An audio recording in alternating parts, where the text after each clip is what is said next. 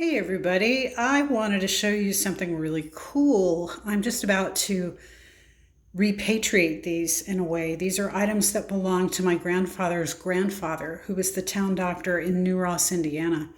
And I'm going to be sending them back to the Montgomery County, Indiana Historical Society because that's where he was. New Ross is in Montgomery County, and I want them to be there where they can be a part of an ongoing display or some kind of a resource. But this is really amazing. This is in many parts, and I put it back together, and it's a scale. He was an MD, but he was also a botanist, and he made his own medications for his patients and possibly for other patients. I'm not real sure about that. So this was his scales that he used here. And the cabinet is wonderful.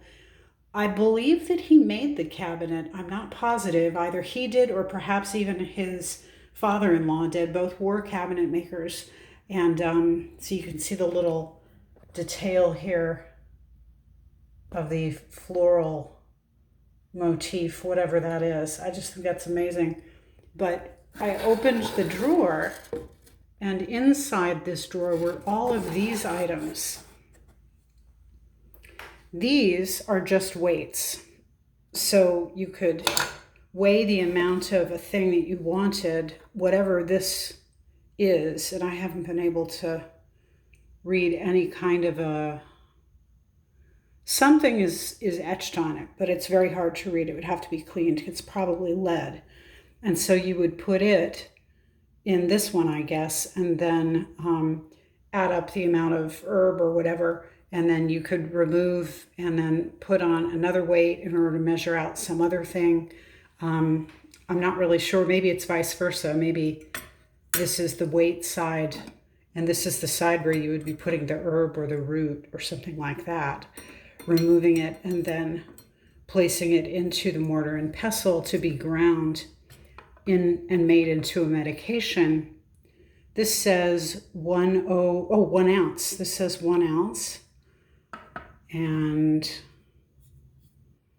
this, well, it's got a couple of different things etched on it, and I can't tell which one's the right one. Ah, there you go. This says 2 ounces, which must make this a ½ ounce if we're being true to form here and doubling with every weight. But I can't quite read it, so I can't quite tell. Yep, there it is. Had to look at it carefully and get it sideways. I don't know, you may not be able to see the focus, but it does say ½ ounce. So we've got a ½ ounce lead weight, we've got an ounce lead weight, and we've got a 2 ounce lead weight. So I guess you can go half, 1, 1.5, 2, 2.5, 3, 3.5, and that's probably the most that you would need of anything. So that's really cool. Then over here, we have all these littler pieces, and I think that they are also weights. Here, let me see what I can give you here. Something is, you can see something is written or etched on it, but it's hard to tell. It looks like it says 2, and then there's a word, but it's really hard to tell. So there are these other little items that might be weights, and these are probably also weights of a lighter, like a teeny tiny sliver type of weight. So there's those. Then there's something else that's really cool, and it's these. And I think he used these to measure out specific items, because this says quinone. Can you see it? And then this one says carb soda, so sodium carbonate. And then this one says, set this side up, sulp soda, so that would be sulfuric soda. And then the teeny tiny one is really hard to read because it's very, very darkened, but I think I can get it. I'm not quite sure what that says.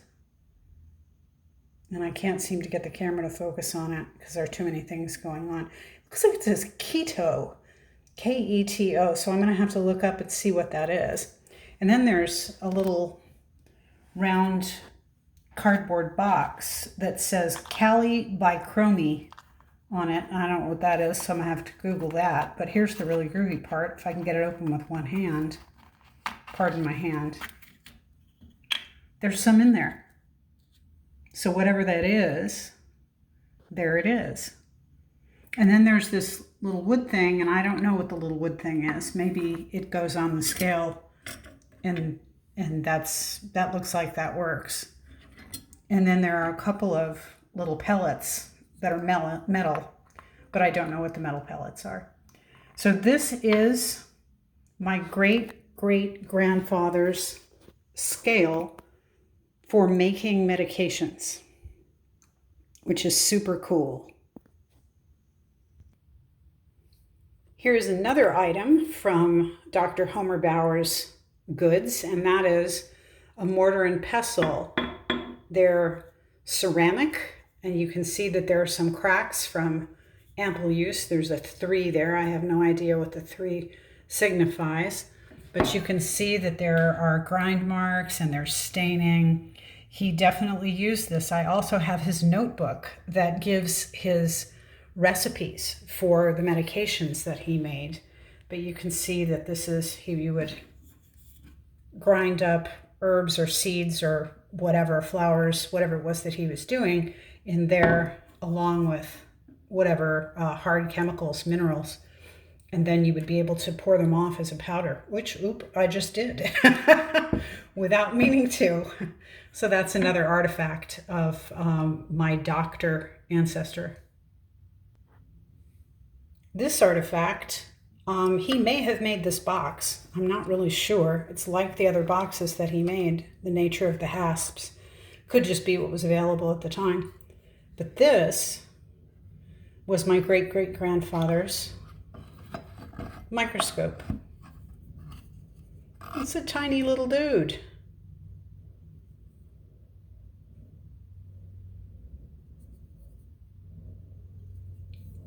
You can look in there, and you would move the mirror in order to get the light where you want it to be. And I don't know, there's a way to raise and lower this, of course, because you need to be able to get a slide or an item in there for examination, but I have not been able to figure that out yet.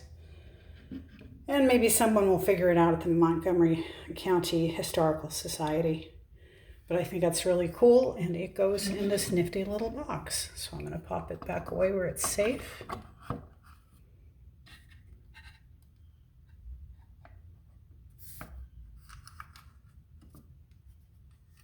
I love these little hasps. Aren't they groovy? That's so cool. These are the spoons that Homer used to mix and serve up his medications.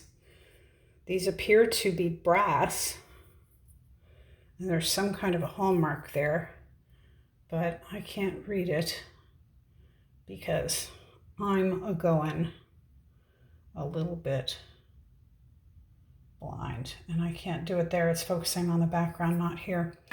But anyway, this is the only one that appears to be silver or silver plate, and it's a spoon lashed with thread to 2, they almost look like chopsticks, which I think is interesting, and I have no idea what that means or anything like that. I have a bag of spoons, and this is the bag of spoons.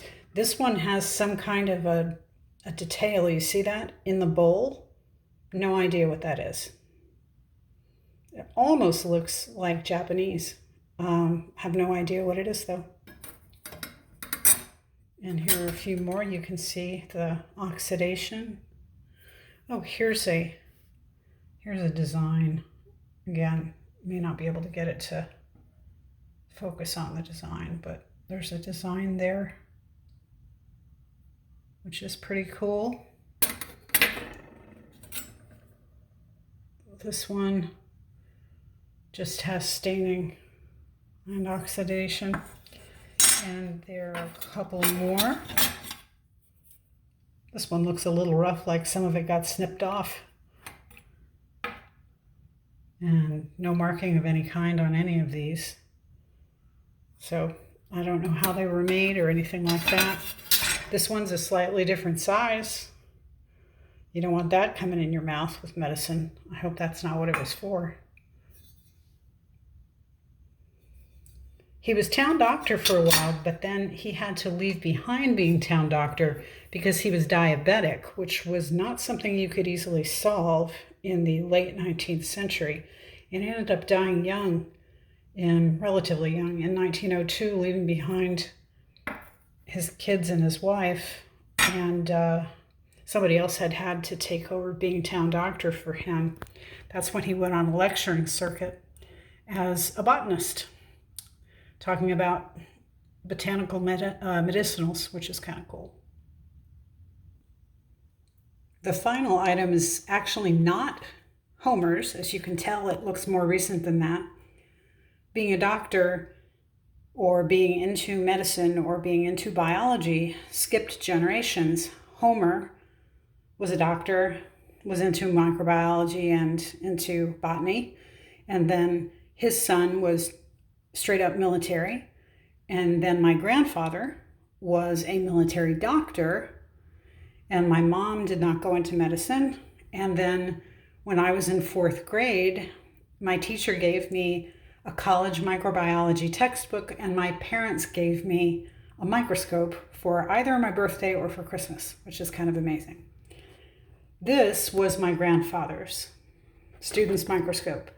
He went to medical school as he did his undergrad in Omaha, Nebraska, and so that was in the early 30s, late 20s, early 30s.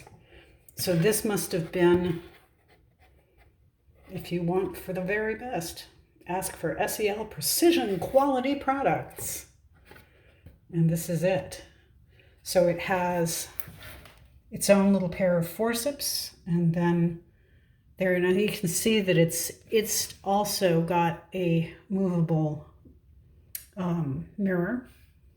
But here, these, you would crank this up or move this up so that you had space under here between this plate and the little spyglass dude. I can't remember what that's called. But these hold a slide in place. So you would put some specimen on a glass slide and then put it in there, move it to the right focus, and then look through here in order to examine it at the magnification that you wanted.